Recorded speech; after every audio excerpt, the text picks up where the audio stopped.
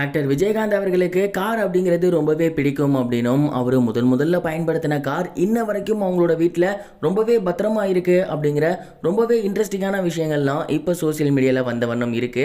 அதெல்லாம் என்ன அப்படிங்கிறதான் இந்த ஒரு வீடியோவில் நம்ம பார்க்க போகிறோம். கேப்டன் என்று ரசிகர்களால் அன்போடு அழைக்கப்பட்டவர் தான் விஜயகாந்த் அவர்கள். கடந்த வருடம் டிசம்பர் 28ஆம் தேதி உடல்நலக்குறைவு காரணமாக இறந்து போயிருந்தார். அவர் இறந்து கிட்டத்தட்ட 24 நாட்கள் ஆச்சு.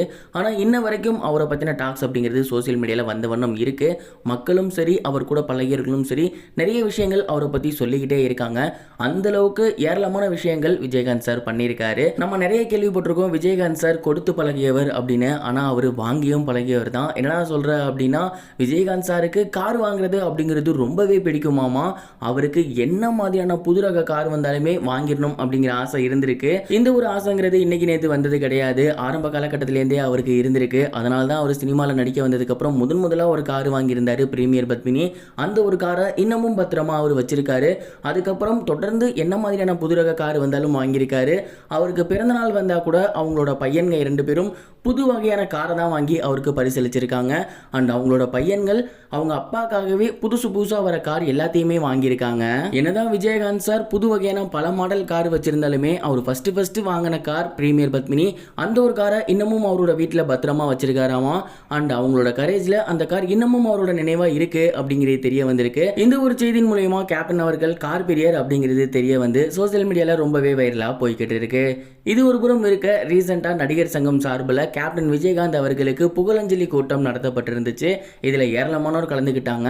அதுல பேசியிருந்த டைரக்டர் பேரரசு கேப்டன் அவர்களை பத்தி என்ன சொல்லியிருந்தாரு அப்படின்னா, கேப்டன் அவர்கள் கூட நான் 2 படங்கள் ஒர்க் பண்ணியிருக்கேன். ரொம்பவே ஒரு நல்ல மனிதர்.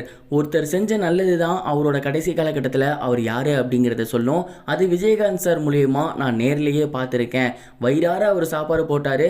அதனால தான் எந்தெந்த மூல முடுக்கில் இருந்தோ மக்கள் அவரை பார்க்க வந்திருந்தாங்க. நம்ம நாட்டை ஆண்ட தலைவர்களுக்கு கூட 3 வாரங்கள் கழித்து இந்த அளவுக்கு கூட்டம் போயிருக்கா அப்படிங்கிறது எனக்கு தெரியல. அதுவும் பொதுவெளியில இருந்தா போவாங்க.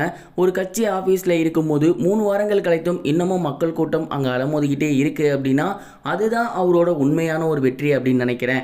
எல்லா மக்களுக்குமே வயிறார அவர் சாப்பாடு போட்டாரு. எல்லாரையும் சமமா நடத்தினாரு. எல்லோருக்குமே உதவி பண்ணாரு.